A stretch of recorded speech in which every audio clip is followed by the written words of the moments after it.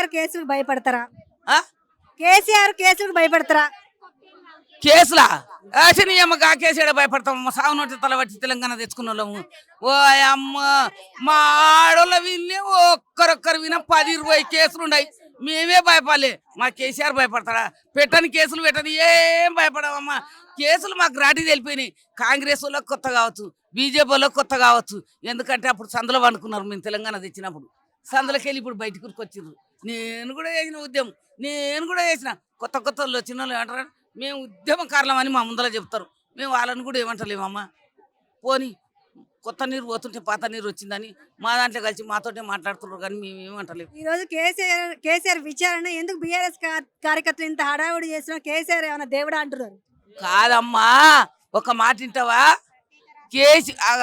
కేసీఆర్ ప్రత్యేక రాష్ట్రం తెచ్చినోడు, ఉద్యమం తెచ్చినోడు, ఉద్యమం చేసినోడు, తెలంగాణ ప్రజలనంతా ఒక్క దగ్గర పెట్టినోడు, కష్ట సుఖం చూసుకున్నోడు.